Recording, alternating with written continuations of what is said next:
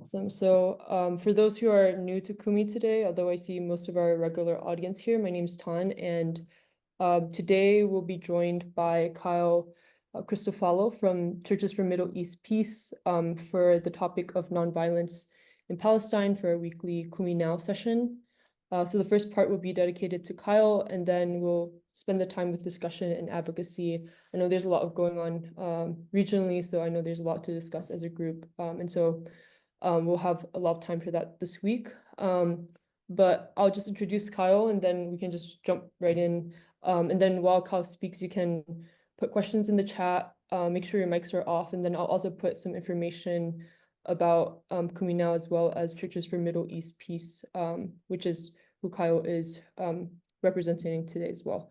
So Kyle is the CMEP's Senior Director of Advocacy and Government Relations and Special Advisor to the Executive Director. He holds a BA in Peace and Conflict Studies from Messiah College and a Master of Divinity from Emory's Candler School of Theology.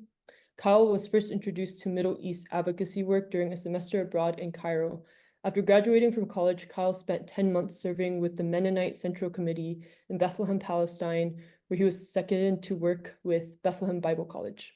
Most recently, Kyle served as the program assistant for Middle East policy at the Friends Committee on Legislation, where he helped coordinate lobbying work on Middle East policy and trained grassroots advocates on how to lobby their congressional representatives.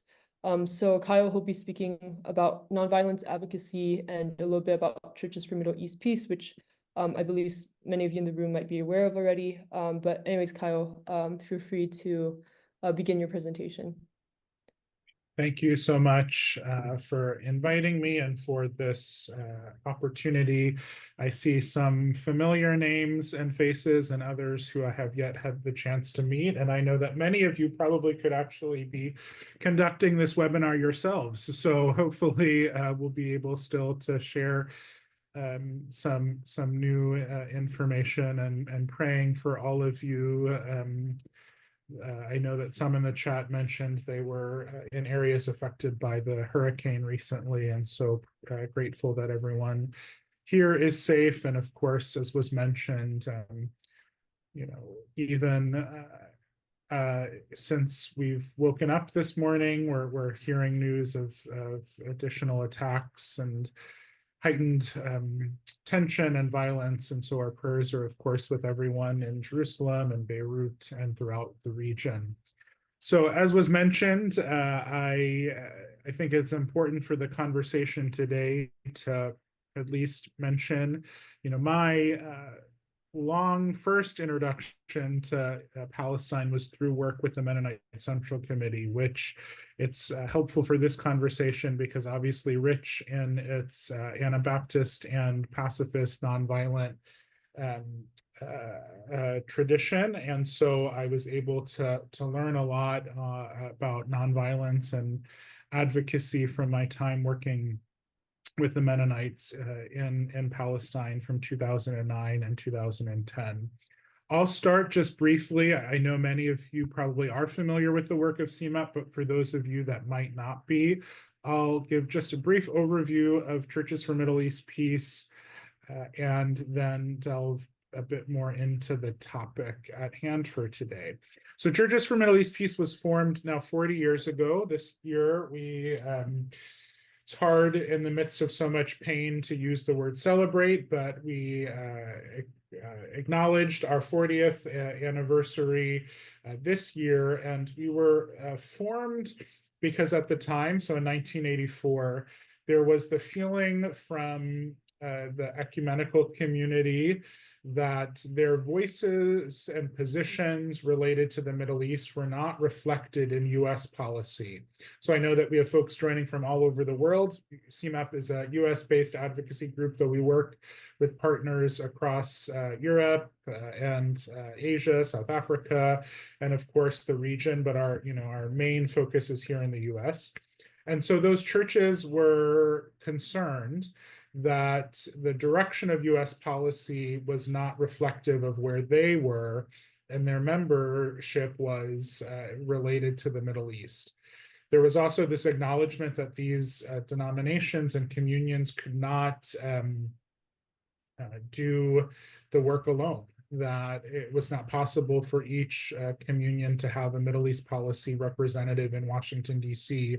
to meet with congressional offices and the administration and the State Department to share the opinions, and so that the work would be done better in a collaborative sense. And so they formed together to create this organization that now has 35 member communions that are spread across the theological spectrum here in the US. So we have most of the mainline Protestant denominations, Catholic, historic peace churches, so the Mennonite Central Committee, the Quakers, as well as Orthodox and some evangelical member as well. So they're broad. We often say, especially in places where it's mostly a Christian audience, that we sort of run from the U.S. Conference of Catholic Bishops, which sits on our board as an observer member, to the Unitarian Universalist, which does not necessarily identify explicitly as Christian. So that's a very broad spectrum of voices that have come together around 12 policy positions that fit in 3 areas. We focus our work on the issue of holistic peace building, humanitarian and economic support, and human rights. Now, not all, I think it's just important for this conversation to note that there is differences of opinion among our member communions on the issue of nonviolence. We do have some member communions that might adopt just war positions, others that are strongly pacifist. But despite those differences, the board has come together to approve policy positions that are relevant to this conversation. So I'll just read them, and I can also drop the link in so that folks can see it and observe it later. But 2 of the relevant policy positions for this discussion. So we support the right for engagement in nonviolent resistance while raising concerns about all forms of violence, regardless of actor. So CMEP member communions are united in raising concerns about the use of violence and the effects of this violence on communities, the region, and the possibility of a lasting and just peace. Despite differences between just peace, just war, or pacifist theology and ethics of violence, together we recognize the many powerful, effective, and humanizing efforts of nonviolent resistance to challenge unjust situations. The second policy position that I'll just quickly read, and at the end I'll put a link to our position so that you can read them at your convenience. Encourage negotiated, just, and peaceful resolutions to conflicts in the region and demilitarization of the conflict. So since October 7th, especially, most of our advocacy in the US has really focused on that second position that I just read, to demilitarization of the conflict. So we have been, among, of course, pushing for a ceasefire, calling for the US to stop any additional military sales to Israel at this time, as continued sending of weapons will just, as we know, and as we're seeing every day, and we just saw last week, there is credible, evidence that US bombs, for example, could have been used in the recent attacks in Lebanon, that our continued arming is just causing more harm and not getting us toward a just and lasting end to the conflict. So that's a little bit about CMEP and the work that we're doing. At the end of our time, I'll talk a little bit more about some of the advocacy that we're doing in the US and ways that you can plug in. Again, I know that many of you have been active and engaged on this topic for many years, and so you know this well. But I think as I was reflecting on the topic of nonviolence in Palestine, there is such a rich history of Palestinians using nonviolent resistant tactics to respond to the occupation and repression that they have been facing, as we know, for so many decades. but it's overshadowed, right? The media and so many will focus only on the violent resistance to the occupation. And so we lose the history of nonviolent advocacy. And I think at this moment where the loudest voices in the room are often those that are pushing for more repression, of course, we're seeing so much over not just in Gaza, but the violence that is just devastating and increasing in the West Bank as we're seeing settlement expansion. We're seeing settlers that are acting with impunity. There is just no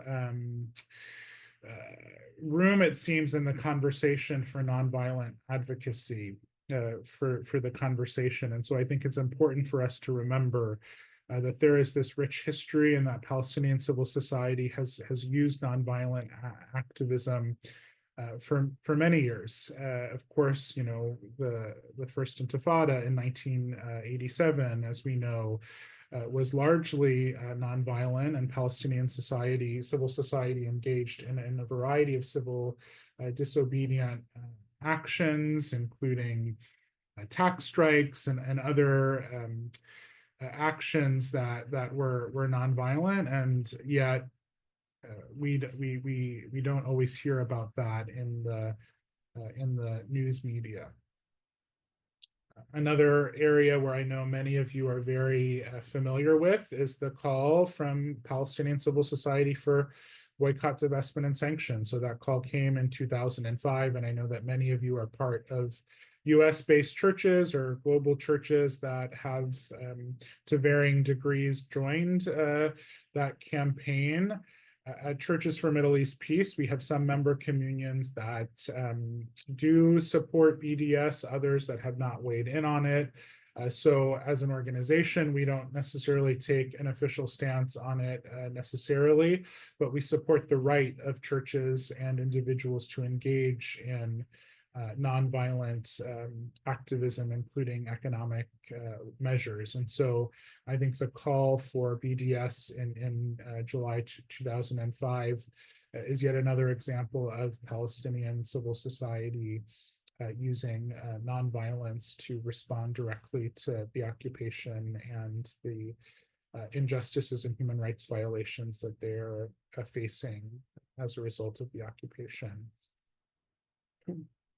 I'm sure some of you have probably participated yourselves in trips when you've been to the region, but we have seen throughout the West Bank several villages that have weekly engaged in protests throughout parts of the West Bank opposed to the occupation and settlement expansion. So Nabi Saleh is just one example of the many Palestinian villages in the West Bank. I'm sure that some of you have probably met with the Tamimi family or yourselves been to Nabi Saleh weekly since 2009. I believe they have held protests that have been nonviolent to respond directly to the disenfranchisement that they're facing, the threats against their land from encroachment of further settlements and settler violence. So that's another example. A few cases that CMEP has been working on specifically, and again, I know I'm repeating myself, but I'm sure many of you have also been engaged in these actions as well. But recently, we've seen more attention given to the Kasia family in the Al Mkhwar Valley. So they have also, for over a decade, engaged in a legal effort to save their land, and that has included nonviolent protests. And unfortunately, you probably have seen that over the summer, just recently, Israel indicated that they would build even more settlements in that area, and Alice Kasia, the daughter who's been very active, has been detained, was released, but is still facing that legal challenge to their land. Another real, I think, important example of Palestinian nonviolent advocacy, and it's been a case that has been close to CMEP's work, is the Ten of Nations and Dawood Nassar. So their family has been engaged for 30 years, over 30 years, in a legal struggle for their land, which is southwest of Bethlehem, the 100-acre farm that they have owned since the Ottoman period. They have all of the documentation that proves that they are the owners of that land. They are in Area C of the West Bank. And so they must, as a result, go through the re-registration process. That's the term that Israel, the process that Israel requires all Palestinian property in Area C to go through in order to, legally have that land.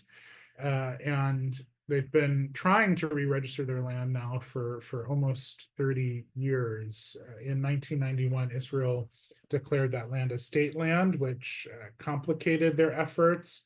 They've been back and forth. The Supreme Court ruled, the Israeli Supreme Court ruled that they had to be able to go through the re-registration process. And for the past 15 years, they've been sort of in this limbo where this re-registration committee has consistently prolonged the case.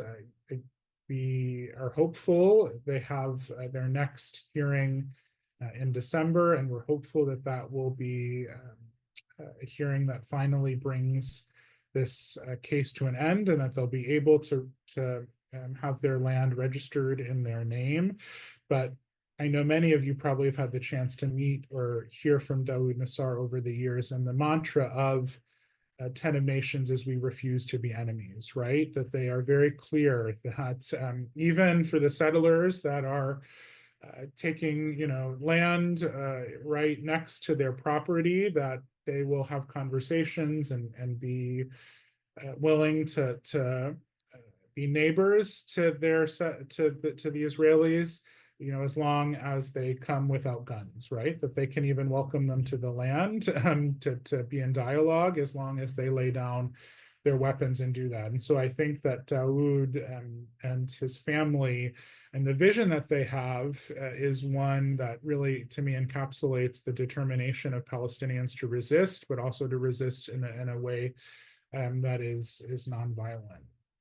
So there's really many other cases that I could have listed, but I do, want to go on for too much longer in that regard. I'm happy to answer any questions, or if there are comments. There's just a couple of other things I'm going to mention before then, but just to say that I really think that it's important for us to recognize the strong presence of nonviolent advocacy that has been really central to Palestinian civil society for decades. I mean, I could talk about the student groups, the trade unions, the women's groups, the many different civil society communities that have come together, Christian and Muslim, to really show that there is creative resistance to the occupation that is rooted in nonviolence, and that offers a vision for the future that can, I think, inspire us to continue our advocacy as well. So these are just a few of the examples that I wanted to focus on. So in the remaining time, I wanted to talk a bit, like I said, and I know many of you on the call are based in the US. So I did want to focus a bit on US advocacy from CMEP's perspective, and then also just broadly, and then end with a couple of upcoming CMEP events that I wanted to at least make you all aware of.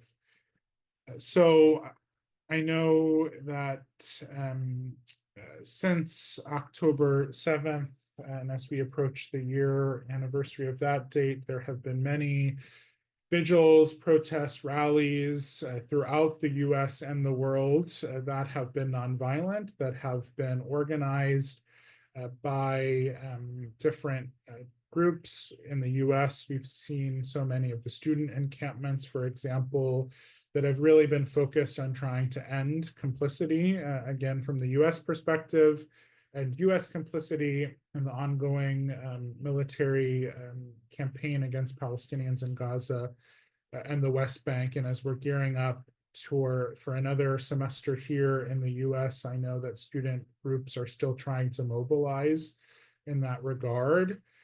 We've seen, however, significant repressive actions seeking to stop these nonviolent campaigns from moving forward.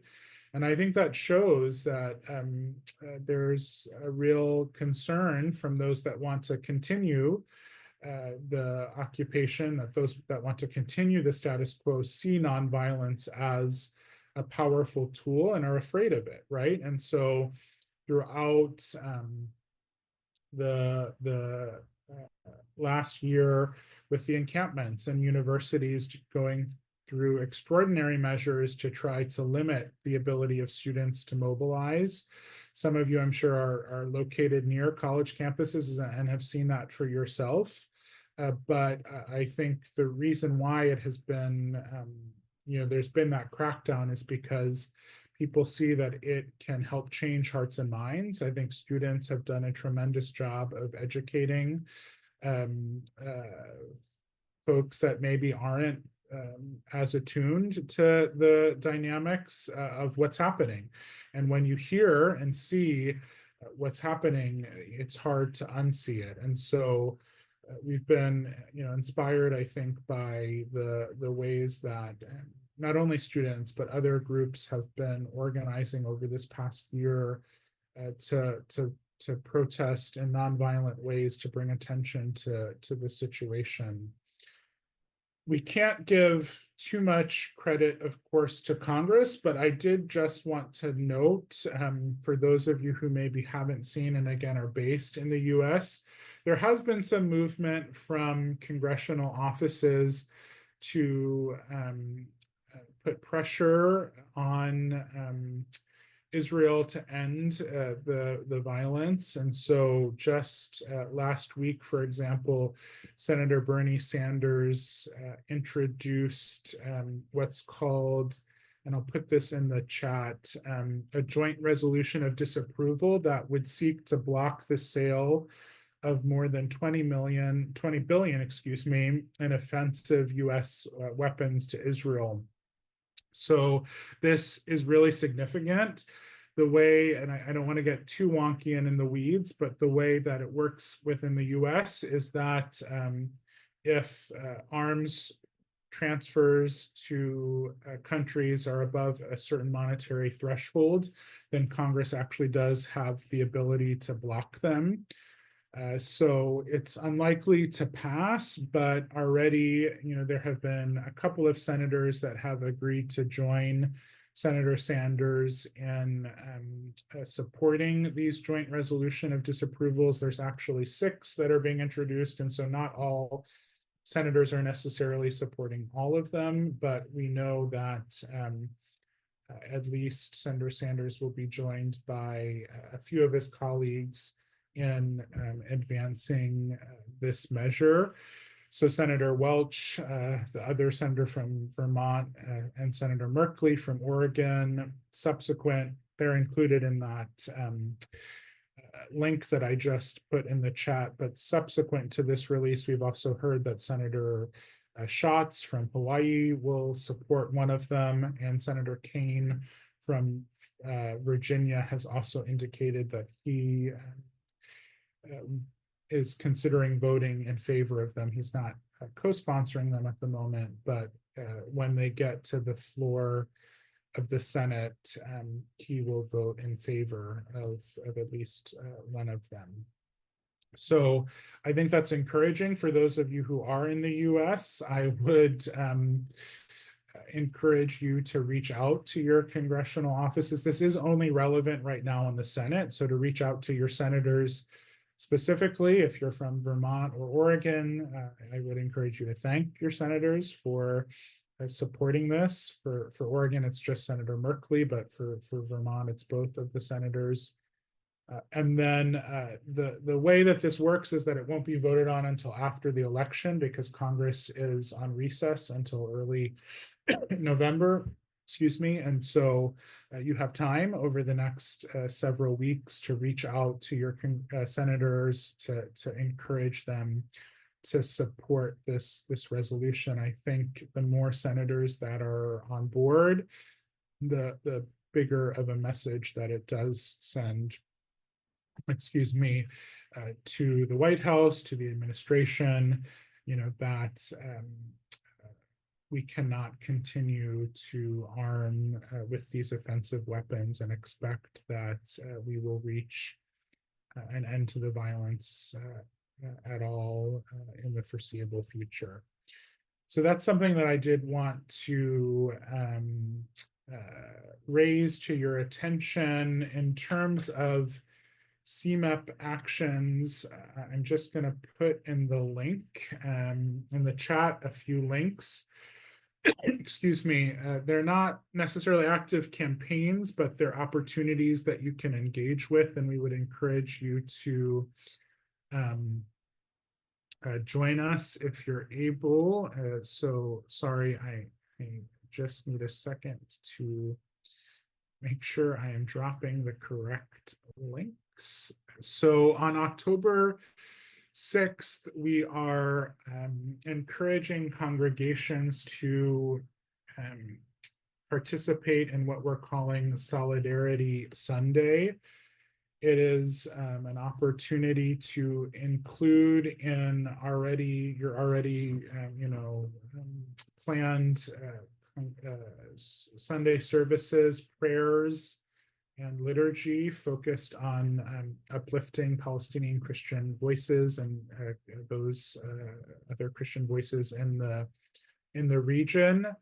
I've dropped the link to the registration that you can, if you register, you'll be able to get access to a Google Drive that lists all of the resources. And so there are videos that you can play, excuse me, during Sunday services. There are also prayers that you can lift up. And so it's really a resource that folks are able to use at their convenience. So you're not obligated to necessarily do everything that's listed there, but it's an opportunity to highlight that within your congregations. And then on October 7th, we will be hosting virtually a ecumenical service of lament. It will be from 2 to 3 p.m. Eastern time on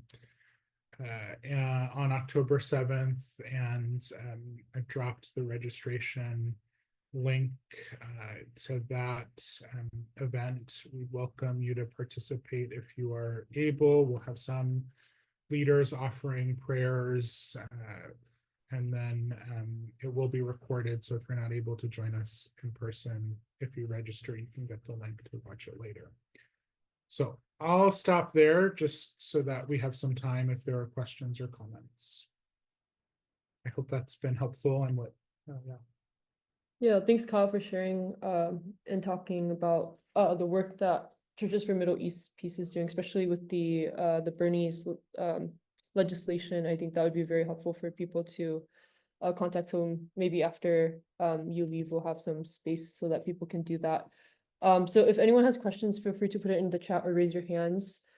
In the meantime, I did want to ask in terms of the organization's work with churches, how does CMEP leverage churches in the US and around the world to advocate for Palestinian rights? And then also, what strategies have you found most effective in mobilizing churches? If there's something that you can share with us, because I know a lot of people are members of churches and leaders in churches, and that might be helpful. Yeah, those are great questions. So a little bit about how CMEP functions. The official members of CMEP are the communions, denominations themselves. So the Evangelical Lutheran Church in America, they are the official member, and each of those members has one board representative on our board, and they set our policies. So we do work at that highest level, but then we also work from the bottom up as well. And so we have direct engagement with individual churches, and most of those churches then are, part of member communions, but we also engage with some churches that are non-denominational or not necessarily otherwise connected to CMEP. And so we do offer, and I can either put them in the chat or maybe email you after if you send resources, ways that you can connect directly with some of our staff who are working individually with churches and what we offer for them. So we have a curriculum, for example, we have speaking tours that we do. We have ways that we're able to work, do specific trainings for churches. I mean, it's really, we're a small organization, so we don't have unlimited capacity, of course, but we try to sort of meet churches where they're at and engage with them in ways that can help better integrate Israel-Palestine into the work that they're doing. So we do work, like I said, individually at the church level, but in terms of how we're mobilizing the broader communions, it is again through that denominational level. I hope that answered that first question that you had, and I did put my email in the chat. Sorry, what was the second question you had? The second is just the ways or strategies that you have found the most effective in terms of mobilizing churches, and also any significant changes that you've seen churches move, or other organizations that you have worked with because of your efforts. Yeah, that's a good question. I think, we're an ecumenical organization, and so we try our best to work in that way. But one strategy that we have seen is that sometimes when we make particular connections between a church in the US and a sister community in the region, that helps a church understand how they're connected. So, there are some, we might, if we're working with a Lutheran church, we might specifically try to uplift Mitri Raheb or Munther Isaac, who are Lutheran, you all know, who are Lutheran leaders in the region.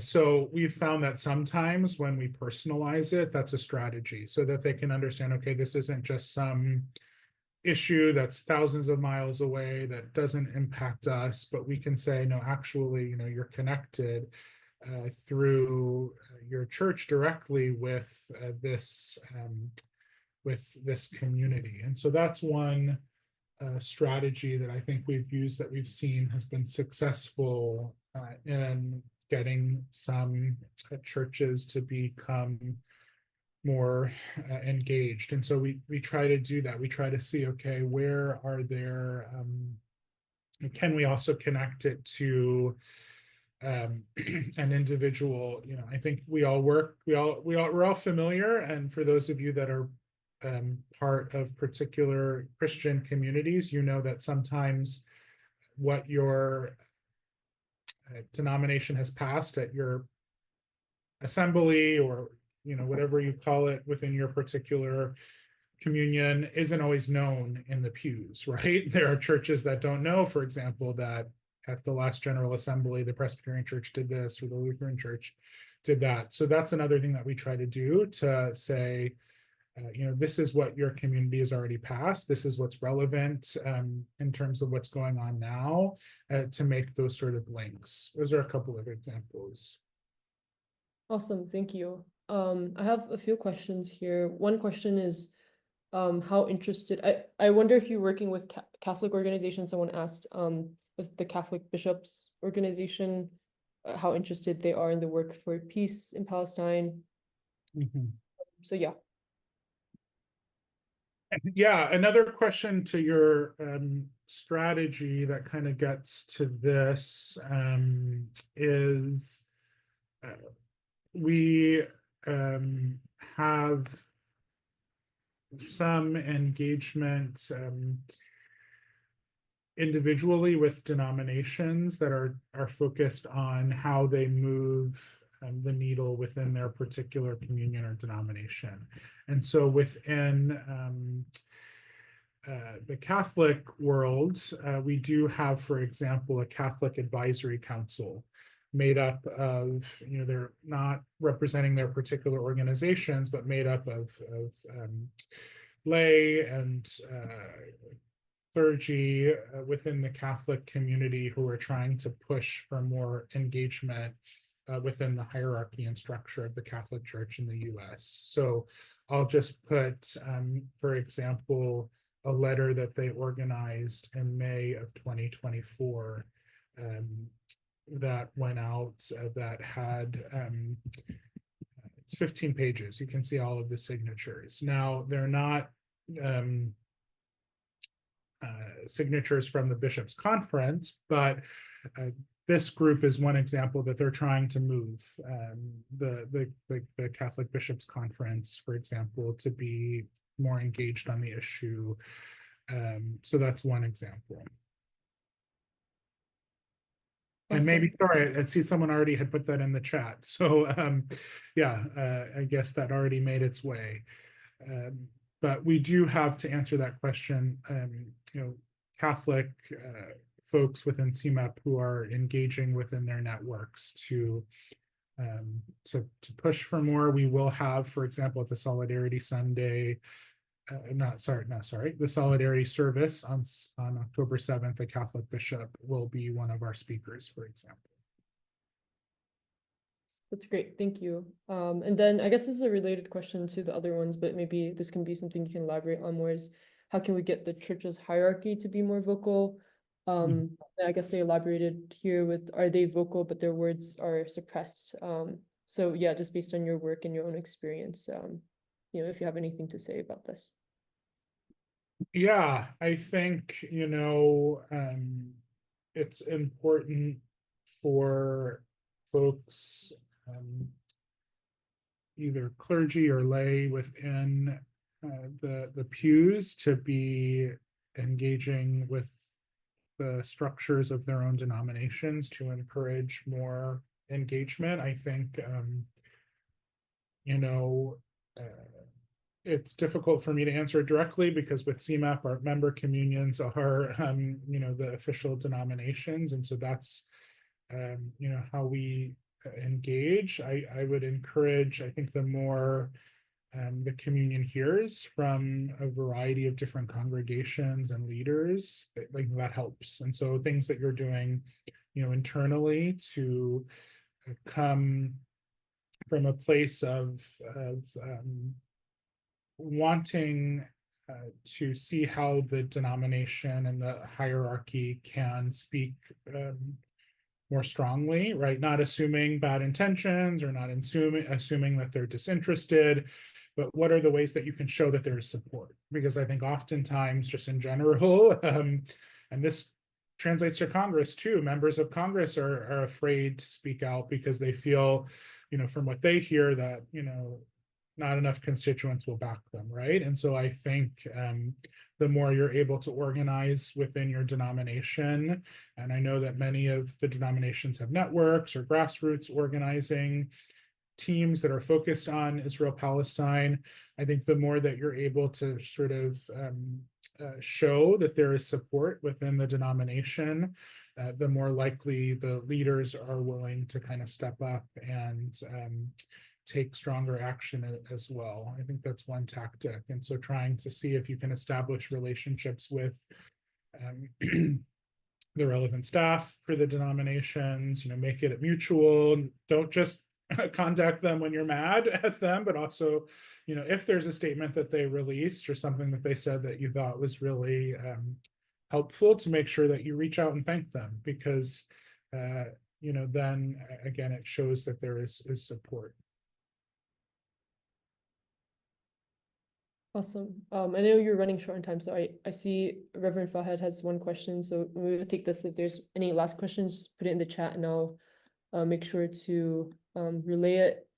But Reverend Fahad asked, since CMEP is the creation of the National Council of Churches to focus on the Middle East, my question is, can CMEP ask the NCC Board of Directors to make a stand on Gaza and Lebanon? I guess like in terms of the most recent events happening, if there has been any statements from CMEP. Yeah, well, I always have time for Reverend Fahed, who is such a inspiration to us all, and so it's always a pleasure to be with him. Look, we at CMEP and yeah, we haven't yet. We're in conversation with our board about releasing a statement on the recent events in Lebanon. Unfortunately, things are moving so quickly that by the time you release one statement, you need to release another. But we can't really compel our member communions to take particular stances. We can, of course, encourage when we have sign-ons or actions for invite the member communions to join us. It's up to them in the policies that they have, of course, for all of them. I'm not speaking specifically in the National Council of Churches, but we will, of course, always encourage our member communions to sign on and join the actions that we're doing, but we can't ultimately compel them to do that. And do you have any last things that you would like to leave the audience before your time with us? Yeah, I think, again, and I'm a little bit biased from my position in the US and my role leading our government. I should have said that, I lead at CMEP our government relations work. But I do think that this is a pivotal time, right? We're heading to elections here in the US where it's uncertain the next administration and who will control Congress. And so I do think that in the next 4 to 5 weeks before the election, it's important. If you're in the US, this is the time where your congressional members are in their states and districts. And so I would encourage you to be thinking about ways that you can reach out. Many of the members will be having events throughout these next few weeks. And so thinking of ways that you might be able to gather a group to go to these events, to engage with your congressional offices. I think this is a really pivotal moment. And so I would encourage you to think through that. I'll just leave, and I don't have a ton. We don't yet have the materials at this point, but another strategy that we have for action is to host regular conferences in Washington, D.C. focused on advocacy. And so we do know that we'll have our next one March 19th through the 20th on Capitol Hill in Washington, D.C. That will be both a conference on the day of the 19th, and then on the day of the 20th, the opportunity to actually go and to meet with your congressional offices to advocate. It's a little too early at this point to talk about the topics. We don't know what will be relevant then with the new Congress, but would invite you, again, those dates are March 19th to the 20th. And we'll have more information in the coming weeks with ways to register. Thank you for sharing all those events with us. I'm sure our audience will be looking into them and hopefully joining them in the future. If there's no more questions, as a group, we'll turn to action time. You're free to stay with us, but I know you have a busy schedule. So I do have to head off, but yeah. I put my email in the chat. I can put it again. If there's any follow-ups or questions, we're a resource, and I'm happy to talk further. Awesome. Thank you, Kyle. Thanks. Bye. Okay, so we have a lot of actions this week. I know I think Reverend Fahad actually wrote something, so he can share that as well. But I also want this time to be a discussion time. I know everyone has a lot of thoughts, I'm assuming, with everything going on, both in the region and in your own contexts. So we'll have a chance to just speak our mind, write what you're feeling. But before that, I'll I just wanted to share a few links. The Kumi Now website might not be fully updated, but I'll link it in the chat below. And then I'll link a few other things. So the first thing is, given this week with everything going on in Lebanon, I did some searches for reputable mutual aid resources for if you want to do something that's other than just contacting your representatives. There are grassroots organizations working on the ground in different cities throughout Lebanon. So you can, there's this one website that you can look at specific links, for example, to donate to. So I just wanted to put that there. And then I think Churches for Middle East Peace is also doing an event on October 5th, but I think worldwide there are protests everywhere for October 5th to October 7th. So I just want to link these resources as well, just so you can see which locations are having protests that day near your city. So I'll just put, this is a few links that you can see for October 5th specifically, but they also have different dates. This is for the UK. And then we also have for the US as well. So I'll just put that there so you can just take a look at that and put that on your calendar. Another event, I know someone sent this to me, is there's a request for supporting political prisoners in the UK who have gotten arrested for advocating for Palestine. So I'll copy the link here and just in terms of supporting them. It's a bit a long way. I copied it from social media, so I don't have a link for it, but I'll just put it on the chat so that you have that, and I'll also link that to the website that has their names.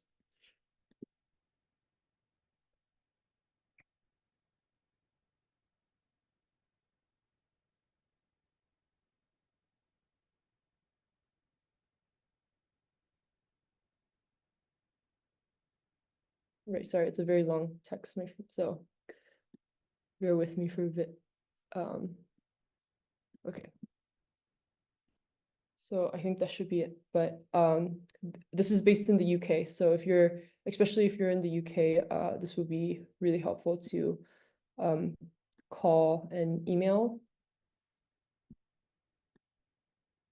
And then in terms of the other actions, I did link last week, I did create the template to use to email representatives regarding the assault on Lebanon. So I'm sure the information is already a little outdated given the last few days, so you can use the template and then just update that information if you want. So I'll link that again. So there's that. And then Reverend Fahed had written another event. They're hosting Professor Ilan Pape next Saturday at noon on October 5th. And then you can RSVP with the link that he sent. So I'll just copy that again since he put it in the chat.